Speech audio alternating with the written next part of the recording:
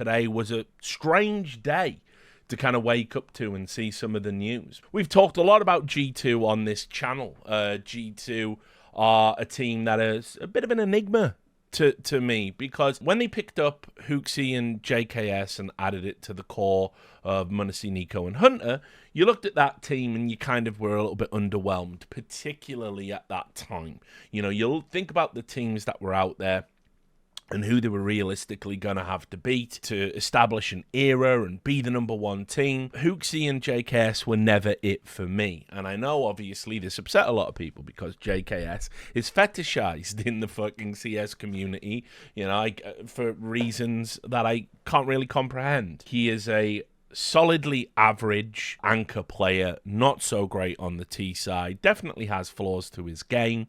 And so when they also announced the lowest fragging IGL, who for me had never even shown anything tactically, remember the claim to fame that HooXi is a great IGL is Copenhagen Flames getting top 8 at a major or nearly getting top 8 at a major. You know, it's like they never won a trophy. And so I was like, well, this isn't it. But then they did go on to win some trophies at the end of CSGO, didn't they? They obviously in the last year of CSGO, the last 18 months or whatever it was, they won 3 trophies.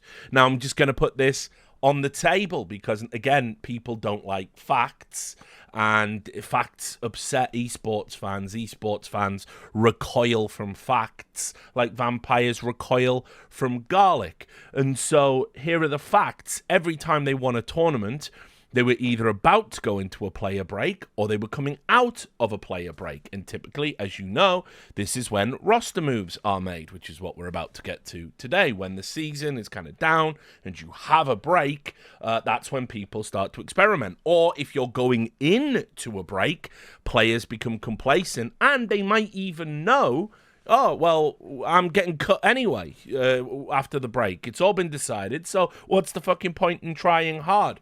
Now, during those times, in addition to that, you had some pretty stellar, spectacular performances at the tournaments they won, which were Blast World Finals, Katowice, and Cologne. And if you look at the standouts there, it was like, you know, Hunter having a pop off and getting an MVP, m0NESY, obviously, as I've said. And so a lot of people said, Richard, you're wrong. You said they wouldn't win anything. Well, yeah, okay, technically, absolutely wrong about that. They did win some trophies, all with caveats. And as I said at the time, the last year to 18 months of CSGO were dreadful in terms of competition. It was a really weak field. Everyone else had their eye on CS2 coming out, and tournaments were pretty much just, you know, a roll of a dice who's going to win. And so for me, I actually revised my opinion, and I think when you look at the totality of the last year, G2 probably should have won more trophies. You know, when JKS was capable of elevating his game, when he had when he was playing at like the 1.2 level as opposed to the usual 1 level, you know, kind of that he operated at for most of his time in G2, that gave them the extra nudge to not just win tournaments, but dominate, you know, not drop maps. Their CT side was so strong. And so anyway, we move into CS2, and it was, you know, look, as we'll get to later on in the stream, I looked at the Team Liquid lineup and thought that's going to be a really good lineup. That's a future world #1. They barely cracked the top 10. They didn't, I don't think, at any point. I think 12th was the highest that they managed to achieve, which is kind of like, you know, it's one of those things, you know, who would make predictions in esports. But G2 for me were still right up there to have the potential to be the world #1 team. Now, obviously, they made that cut to JKS and they brought Nexa in. Now, I remember making a case for Nexa and saying, look, the numbers are very similar to JKS, and obviously the reality with JKS is there is something that this guy does when he's on teams. Like, you're going to have to accept it. These things don't happen in a vacuum, you might say. So what do I mean by that? Well, when JKS was on Complexity, he was huge salary. He got benched and he just sat on the bench for ages. Nobody wanted to pick him up. You know, I don't know if it's him sort of saying, no, I don't want to go to these teams, I belong on a top team, or if it's something else and he's just got a reputation in the scene. I've said this, I don't think I'm talking out of school to say, having talked to a lot of his teammates, he's a bit mardy. He is a bit, he's a bit fucking, miserable. And so some people don't enjoy playing with him, and that was alluded to in all of the media that came out with the interviews with Nico and the interviews with HooXi, and they were saying things like, oh, he wanted star roles, but he's like the fourth best in the team and things like this. So all of that's out there. That's just a matter of public record now. The players have pretty much alluded to what I've suspected all the time, and then JKS has just been gone. Like, he's just not even on a team right now, and it's crazy to me because... Put it this way, I agree there's poison chalice jobs to do. I agree that you can go to some teams and it is a fucking terrible idea to like join this team just to play, just to have a salary. But equally, at some point, you have to get back on the horse. I'll give you an example. MSL, when he left North, he said, I'm only going to join the right team with the right players. And he ended his career. He waited too long. There were definitely options for him as an IGL with a very good reputation. I think Fnatic at some point might have been one of them. He waited and waited and waited, and now the scene's forgot about him, and it's just moved on. MSL doesn't even have a coaching job right now, which is crazy because he's such a good IGL, very, very well tenured, and honestly... In terms of the numbers, we looked at it at the time, he was posting HooXi level numbers, which everyone's telling me, if you're an IGL, the numbers don't matter. And look at HooXi, we be HooXing, Rise of the Giga Chad and all that stuff. So for JKS to kind of leave it this long and not just jump on a team, like even if it's a fly quest or, whatever it might be, it kind of seems crazy, especially as he's getting older and people move on very quickly in this scene these days. So obviously I think there has to be something there. Now, all of which is to say, when Nexa came in, I didn't know what we were going to get. And from the eye test, he looked a worse player, but I also observed there were things he was doing. He was, it looked to be better utility usage for setting up his teammates. But overall, the juice wasn't worth the squeeze. JKS, inarguably a better player in those roles. Nexa played really, really poorly. And if vibes are such a fucking potent force, then why did G2 not get a bump? Sometimes, and this is a phenomenon that you will see a lot in the scene, players don't know what the fuck they're doing when it comes to the construction of a team. And they will go out of their way to bring in their friends and players they rate, and it doesn't work, and it never works, and people at home can see that it's not going to work, and it doesn't work, and actually, vibes don't give you an extra fucking 10% on the server, they might give you an extra 10% off the server, but on the server, you've still got to turn up and play. And unfortunately, Nexa, who historically has been a fragging IGL, he just wasn't cut out for the anchor role. He just looked really fucking poor. And so we're all sat here with this news today that he's been cut. And kind of like, well, what was all that about? I mean, I guess you have to kind of like try. But this was sort of crazy. And there's lots of other little spin-off points that I think are kind of cool to talk about. But we'll just start with the news itself. So you can have a look here. G2 Bench Nexa. And, after... them winning Dallas, you kind of wondered like where it was going to go, but you can see here it's pretty straightforward. The Serbian rifler was part of the team that won G2's only trophy of the first half of 2024, IEM Dallas, a tournament that Rasmus HooXi Nielsen missed, and where Nico took over the IGL mantle with Stewie 2K as a stand-in. And obviously, the reason they won was Stewie 2K, wasn't it? We all know that now. Without him, they couldn't have won. By the way, not my opinion, Stewie's opinion. Stewie himself said, if they'd used any... This was on a stream. If they'd used any other stand-in, we wouldn't have won Dallas. And then followed that up by saying, I'm not saying with the reason that I won. But you did just say that, didn't you? So anyway, I mean, look, I think Stewie's got kind of a point. What Stewie did, what he contributed, was he wasn't HooXi. And it turns out, if you want to win a trophy, that's all you actually have to do. Just don't be him. Yeah, pretty straightforward. It's kind of like I had a point the entire time. Which, by the way, I did say I was going to pivot to it. But anyway, it says here, even then, ending the event with a 0.85 rating put him in the crosshairs. And now, after a 0.81 rated Blast Premier Full Finals to end the season, Nexa has been cast aside. Now, guys, I have to say, I'm a bit surprised that HLTV's invoking the numbers. Because also, after G-Stu won Dallas, and I said 0.88 isn't very good, everyone told me numbers don't matter, statistics don't matter. How dare you? How dare you? Think of, it's actually what you do on the server for your team. And if you do the dirty work, obviously you're going to have low numbers. Don't you know anything? So, yeah, it's the classic, stats for me, but not for thee. Look, esports fans, their brain is quantum. Without any level of sophistication whatsoever. Primitive quantum mechanics. Basically, they can convince themselves of any reality at any time as they see fit, irrespective of whether it contradicts things they've said, done, or other realities they've existed in. So, Nexa was fucking terrible. I mean, there's no getting away from this. Nexa was shit. I mean, like, this is the thing that's kind of, like, really sort of funny in all of this.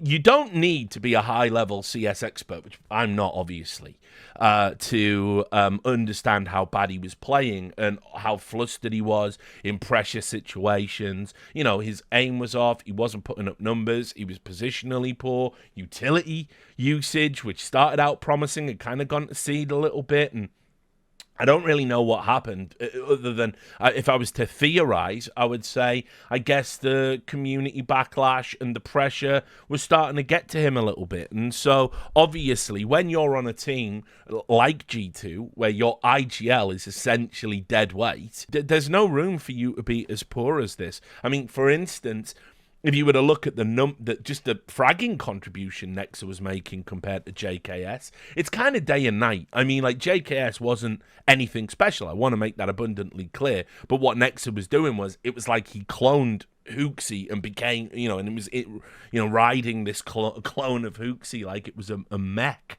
that Nexa was piloting. He's completely unrecognizable from the player that was in OG and beyond. So the numbers just didn't lie, and they spelled disaster for Nexa. He had to go. So yeah, a couple of funny points. I mean, obviously, Donna, listen, we're cool. This isn't a dig, but I have to keep it real. Donna obviously had that spat with Launders, right? And said, listen, you don't know what's going on in the team. You don't know what he does and why he's so highly valued. Launders, you're just a stupid, ugly hater. Now, she has apologized for it. I lit her up on the last stream. No, the stream before the last stream, the penultimate stream, which sounds like the streams are going to end. I don't know what the word for that is. 2 fucking streams ago, Richard. Get your brain working. Right? So I lit her up, but we've since talked in DMs, and I was like, yeah, sorry I lit you up. I didn't realize you had apologized to Launders and blah, blah, blah. And, obviously you're defending your partner. It's one of those. Whatever. I don't want anybody to, take this the wrong way. But now, this is the problem, you see, with saying something so, like, ridiculous that, like, okay, by virtue of me being in a relationship with this person, I'm privy to things you don't know, and I know G2 are very happy with him, and I know he's not actually playing bad, and I know the reason his stats are low is because he does all of this stuff, and, coming out with, I can't even remember what it was, there was some sort of, like, fucking hard support or some insane term she used to describe what he does in the team. The bottom line is, guys, and this is a hot take to end all hot takes. Yeah, semi-lurk. That was it. Thank you, guys. Yeah, semi-lurk. This is the hot take to end all hot takes. Roles are totally overrated. We've gone too far the other way. It used to be, in 2015, nobody understood roles, and people were going, he's a support player, and then someone would go, there's no such thing, and we would argue about that. Now we're going too far the other way, and we're going, well, this player could never play in this team because he has this role and he can't play that role. So what are we going to do? Guys, it's not football. It's not a sport. It's not basketball. It's not a sport like that. At the end of the day, you can make these things work. We've seen teams historically not really have designated AWPers and make it work. We've seen teams play super aggressive and fucking, smash mouth fucking Counter-Strike. We've seen teams that have impeccable CT sides, like the Fnatic of 2015, and they're just a fucking brick wall. And nobody was going, well, Crims is the anchor, and he's the demi-lurk, he's the semi-lurk, he's the remi-lurk. You weren't doing any of this stuff. It was just like, yeah, okay, there's an entry fragger, there's a lurker, there's an AWP, there's an anchor, it is what it is. You just fucking, So anyway, I think we've gone too far the other way. But what I'll say is, obviously, if every expert in the scene is saying that this guy's bad and not doing his job properly and being able to highlight clear fucking mistakes, for you, put your reputation on the line to defend your partner and go, experts, I know more than you. Well, what up now? Because now what you've said essentially is G2 knew something that everyone else didn't. They were smart. We were all fools. And now they've dropped him. So are they idiots now? Or do they realize that actually, no, he was shit the whole time? It's like, it's a tough one. It's one of those where it's like you go, oh, couldn't this have just happened a month later? Because now I've got to go on the internet. I've got to go on the internet and deal with that. So, Nexa is out, and this is a report from 5 days ago, also on HLTV. And as I said, it's by my old friend Mira, so I just take this at face value that it was 100% accurate when I saw it. And this is the report that Malbs is going to leave M80 and join G2, and now we can see he's going to take over that Nexa role. And look, I just want to show you kind of what they're getting. Now, I've been a fan of Malbs for a long time. I think he's a fantastically talented individual. He's 21 years old. He's got a great head on his shoulders. He's a mature player. He's adaptable, in various lineups that he's played in.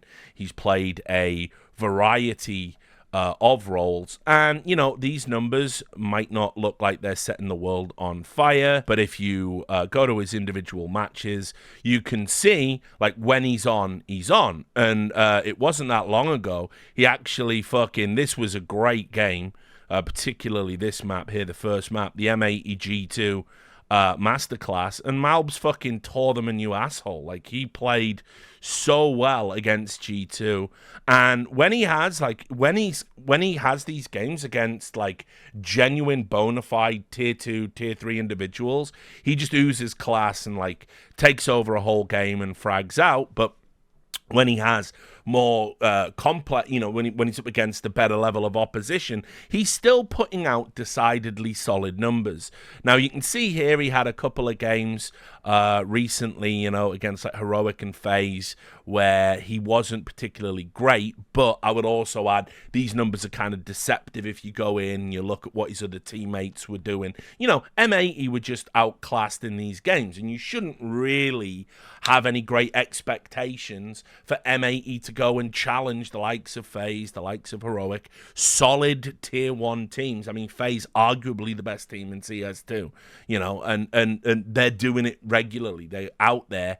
And so this is going to be a really good pickup, provided everybody can all get along and play nice in the sandpit. And from what I've been told behind the scenes, M80 are going to get some money, and it's going to be a very welcome transaction. So I think, fair play. I think this is a huge step in the right direction.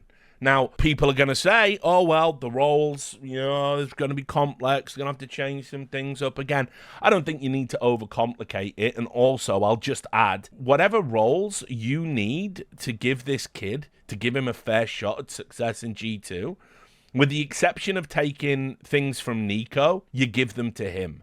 I would put it this way. One of the things I've always observed when Karrigan has had to use stand-ins, for instance, or bed in new players, which is very rare, obviously, in his career. He's played with kind of, a core that has a pretty small number of players in it, because he generally builds teams that last. But one of the things you will fucking notice is that whenever there's a need to change things around, Karrigan gives himself the shit role.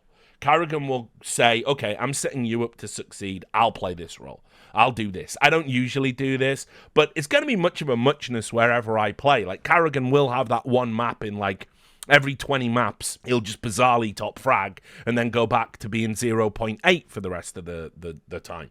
But, you know, he will set himself up essentially for failure to enable the people around him. It's one of his admirable qualities. So what HooXi has to do, and we're going to talk about HooXi some more in a moment, what HooXi has to do is he's got to give Malbs the roles he wants, and what's kind of left over, even if it means he's going to have to play these anchor roles or whatever it might be, HooXi's going to have to do those. HooXi is going to have to just do what is left, because theoretically now, I was massively wrong about Team Liquid, obviously. So take anything I say with a fucking pinch of salt, because I guess I just haven't got my finger on the pulse with CS2 yet at all. I also thought BetBoom were going to be a good team. So, you know, fucking 0-2, swing and a fucking miss, and about strike out, never work a major again. But how HooXi essentially plays in G2 is he runs in. It's kind of like what they did with Stewie. He runs in, he dies, and then he sort of secondarily calls, you know, and he looks to get traded out early in rounds to empower the fraggers in the team. Now, you can't, you know, best will in the world, he's going to have to switch it up because this is, for me, a stronger lineup. Again, this is assuming Malbs is joining, but I'm going to take it at face value. This is a stronger lineup.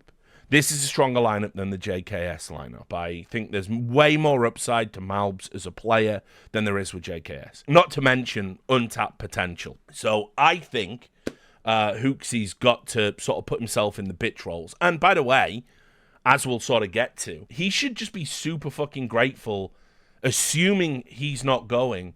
He should just be super grateful he's not being cut, because I do not understand it. Like, put it this way. Speaking as somebody that came around to the idea after Copenhagen, where I saw HooXi get a lot of vitriolic hate, which it wasn't his fault. Like the map veto, the performance, it wasn't like HooXi fucking was the problem as to why they didn't make it to the final of the major. But people really piled on and said this has got to be it. Now, nothing has changed about HooXi and HooXi's performance levels. He got slightly better in CS2, and then it's been really bad. The problem with HooXi, the indictment, is that they won Dallas. They won Dallas without him calling. And look, they've done everything they can to construct a narrative that HooXi still contributed. And by the way, G2 was a pretty galvanized squad. I admire them for this. I admire them that they're willing to sort of just put bullshit out into the world to protect each other. Because, you know, G2, I told you, their fans are fucking garbage. Like, the G2 fans are trash. And if they're not happy with the player, they attack them as mercilessly as non-G2 fans, you know? And we're past the point now with HooXi. I don't think there's any G2 fans left that want HooXi in the lineup. I think we've reached an impasse in terms of his relationship with the fan base. And so, as I said on the video, which aged like milk, even though I was right about 2 out of 3 things in it, just nobody could have foresaw G2 winning Dallas. And I said, if they do, it's the worst thing that could happen for HooXi's career. I mean, theoretically, at that point, you go, what are you in the team for again, mate? Because we've just used a guy who hasn't played a competitive game in 2 years, gave Nico the calling role. He hasn't done that in years. And we just fucking won a massive tournament. So I don't understand at that juncture. Like, put it this way, if I was HooXi and I'm watching this from afar, and they're lifting the trophy, and Stewie does his self-aggrandizing interview, I just pick up the phone and go, all right, enough's enough. Yeah. I get it. It's fine. Look for somebody else. I'll bench myself. Bye. And that's that. You know, it's kind of crazy that he's still being allowed to ride again. HooXi rides again. It's like wild to me. So let's talk a little bit about this, because obviously, I mean, not only did we have the fact he was absent from Dallas and they win a trophy, he then comes in a blast, and he's going to get a pass for this, because m0NESY missed the first series. They had to use Taz as a stand-in. By the way, not great when your numbers are worse than Taz's, but he played horrifically at Blast. And also, you know, look, I never miss a G2 game. I hate watch G2 religiously. But I mean, like, guys, like, this is beyond a joke, like, as to how bad they are. Like, these, like, and this is, you know, yep, it's spirit and vitality. You couldn't have asked for a worse, like, you know, you're coming back, you've had a lovely time, sister's wedding, catching up with friends, family. Oh, gotta go to fucking London, that shit all, yeah? All right, well, fine. Oh, my star player's not even turning up for the first series, and we're using a coach, yeah? All right, then. And, you know, like, dude, this is just untenable. This is just untenable. Of course it's untenable. I wouldn't care, by the way, if this guy was like fucking Vision or whatever the fuck he's called from fucking Avengers. Like, I wouldn't give a shit. At this point, this is, like, I'm trying to think, by the way, of players that have ever been allowed to be this bad for a sustained a period of time as HooXi has and get away with it in the eyes of the community. Like, no, Pronax, no, not at all. Not having that. No, this is worse than Smiths. Way worse. This is worse than MSL. I don't think you're going to be able to find one. Yeah, worse than Zeus, worse than Edward, probably worse than Fifth Lauren if I was to look into it. And it's hard when you make the different comparisons to, you know, it's CS2, it's MR12, it's HLTV2. Really, can we even compare the stats? But, I mean, this run here at like, I mean, because it's not even just Blast. It's like, yeah, look at this run. When I saw them against Vitality and how bad he played, and, you know, like, to not hit, right? To not hit double figures in your last 1, 2, 3, 4, 5, 6, 7, 8 maps. To not achieve double figures in 8 maps is, like, insane. And I don't want to hear it. I don't want to hear that numbers don't matter and frags don't matter, and if people are getting the frags, there's less frags for you to get because there's only a finite amount that you can distribute. There is no justification for numbers being this poor. And what it has shown me is that, like, on a mechanical level, he can't hang. He never could. Even when he got this, like, little bump, you know, you go back and you look, he did get a little bump, right? He started playing at about 0.9 pretty consistently, sometimes 1.0. And you go, okay, he's doing all right. He's certainly, he wasn't in the bottom 5 non-fragging IGLs anymore. He actually had elevated his game. But this is when you're like, okay, we're about to go into a break. We've got to fucking step it up and maybe take 2 trophies back to back. We can then, like, assess what we're doing. Looks like the Malbs deal's already been cemented, so, you know. But nah, they just looked limp in London. I just don't get it. And so when I saw G2 bench, I was like, oh, HooXi's gone. And then, wait, Nexa's gone first. No talk of HooXi. And you have to sort of say, probably the saving grace for the Giga Chad is what IGLs are actually on the market. Who can they bring in? There just isn't really anybody that you can kind of immediately point to. There's not really an IGL out there. There's Cadian now. Cadian is obviously available with Team Liquid, and I couldn't really see it. I couldn't see him fitting in. I don't think Nico rates him, and kind of to a lesser extent than, say, Simple, where you can't play on a Simple team unless Simple thinks you're a good player. He has to agree with you, and then he'll still wreck you anyway when you actually play with him. Nico's kind of like that, but about 50%. And so, yeah, you do need Nico's buy-in. Nico is the star. Nico is Mr. G2. Nico has a lot of input, obviously, in the roster, even if he says things like, no, I don't. He definitely does. And so you think to yourself, well, who would it have to be? And it can't be Cadian. It just makes no sense. Cadian can't rifle, for starters. I mean, his rifling is notoriously poor. And honestly, his AWPing hasn't been that fucking great. of late. I mean, he's one of the worst. I think he might actually be, out of all of the tier 1 teams that have competed at LANs, I think he's the worst AWPer statistically at big events. So is it an improvement on HooXi? I don't know. I find it hard to believe that Cadian could be as bad as HooXi at rifling, but maybe he is, and so that doesn't work. And then what are we left with? Well, Glaive. You bring Glaive back. Nico definitely rates Glaive. You would sort of have to. There's that, maybe. And then I think the other option, like realistically, is you would have to bring in another rifler and let Nico IGL. I honestly think, I never thought I would say this, but I honestly think that's the path they should go. I think they should cut HooXi, bring in another rifler, whoever it may be, and then go and let Nico have a crack at being an in-game leader. I think he's matured a lot, and that would be it. Now, yeah, and I've seen that. People have said, why don't they get Perfecto? I don't know about his English, but I mean, I suppose it's theoretically possible, because, again, we've all just forgotten about the no business with Russia thing, obviously. So, yeah, it's kind of weird. It's just, like, a strange one. I gotta say, like, if you really are serious about making G2 great again, then you have to consider that HooXi can't really be a part of that, unfortunately. He's too much of a drag factor. He doesn't contribute enough tactically, in my opinion. I don't think they're a particularly sophisticated team when you watch them play. And this is an opportunity to really get a twofer and raise the overall levels of firepower. I mean, look, he might be a better IGL than Nico in terms of the way he can construct around and all of this stuff.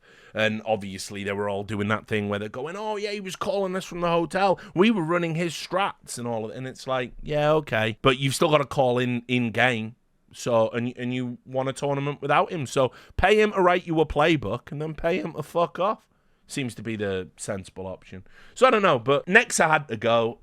As well, I think he didn't really cover himself with any glory. It's proof, if any were needed, that players just often don't know what they're talking about and go against their, best interests.